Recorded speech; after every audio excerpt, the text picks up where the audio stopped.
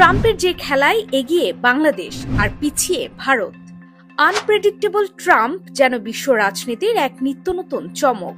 সবার অনুমান ভুল প্রমাণ করে বিশ্বস্ত বন্ধু মোদিকে শপথের দাওয়াত তো দেননি, বরং ভারতীয়দের বিরুদ্ধে দাগাচ্ছেন একের পর এক তোপ।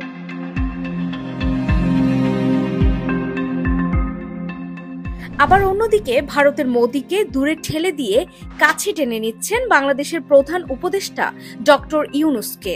এটা কি ট্রাম্পের শুধুই খেয়ালিপনা, নাকি রয়েছে এই অঞ্চলকে কেন্দ্র করে কোনো নতুন ভূ রাজনৈতিক সমীকরণ, যে সমীকরণে মার্কিন যুক্তরাষ্ট্র এখন বাংলাদেশকে কাছে টেনে নিয়ে ভারতকে দূরে ঠেলে দিতে চায়, নাকি ব্যবসায়ী ট্রাম্প তার ব্যবসার প্রয়োজনে দরকার বাংলাদেশকে?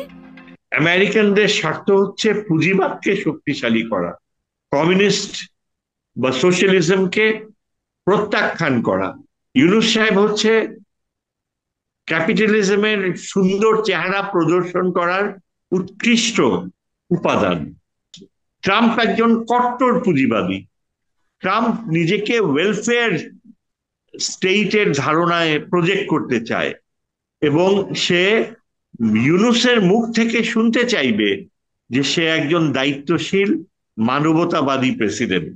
ইউনূস সাহেব ওই সুযোগকে বাদ দেবে না, কারণ ইউনূস সাহেবের আমেরিকায় তার প্রচুর ইনভেস্টমেন্ট রয়েছে, ইউনূস ফাউন্ডেশন রয়েছে, এবং তার স্বার্থ হবে ঠিক রিপাবলিকান পার্টি ও ডোনাল্ড ট্রাম্পকেও ব্যবহার করা তার নিজের গ্রামীণ প্রজেক্টের স্বার্থে।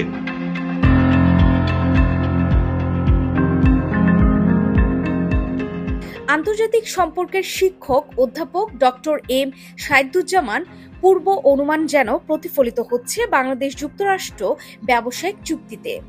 ট্রাম্প ক্ষমতায় বসতে না বসতে বাংলাদেশ হচ্ছে প্রথম দেশ যে ব্যবসায়িক চুক্তি স্বাক্ষর করে।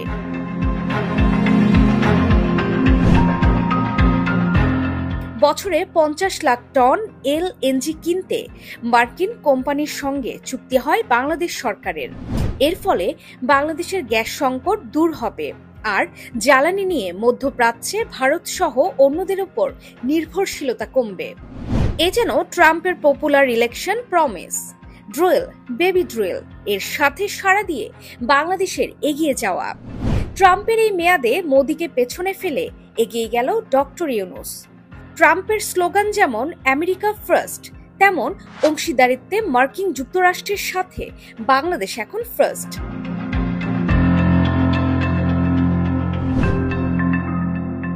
আর অন্যদিকে ডোনাল্ড ট্রাম্প প্রেসিডেন্ট হবার পর ঘোষণা দিয়েছেন, ভারত যদি মার্কিন পণ্যের উপর 100% শুল্ক চাপায়, তাহলে যুক্তরাষ্ট্র সেই পরিমাণ শুল্ক চাপাবে।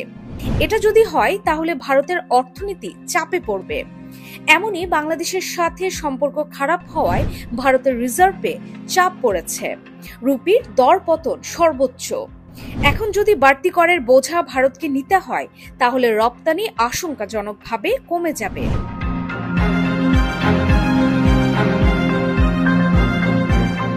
শুধু এটা নয়, ট্রাম্পের করা অভিবাসন নীতির কোপও পড়বে ভারতীয়দের ঘাড়ে। 2024 সালে পিউ রিসার্চের একটি প্রতিবেদনে বলা হয়েছিল, আমেরিকায় আনডকুমেন্ট ইমিগ্রেন্ট বা কাগজপত্রবিহীন বিদেশি অভিবাসীদের মধ্যে ভারতীয়দের সংখ্যা 7,25,000। ভারতীয় জনগোষ্ঠী হলো এখানে তৃতীয় বৃহত্তম, মেক্সিকো আর এল সালভাদোরের পরেই। ট্রাম্পের আমলে এদেরকে ভারতে পাঠিয়ে দিলে চাপে পড়তে হবে ভারতকে। তাই এখনো পর্যন্ত এটা বলা যায়, ট্রাম্পের দ্বিতীয় মেয়াদে এখনো পর্যন্ত এগিয়ে আছে বাংলাদেশ ও নোবেল জয়ী ডক্টর ইউনূস। আর যেখানে বাংলাদেশ এগিয়ে গেছে, সেখানে নির্দ্বিধায় পিছিয়ে গেছে ভারত।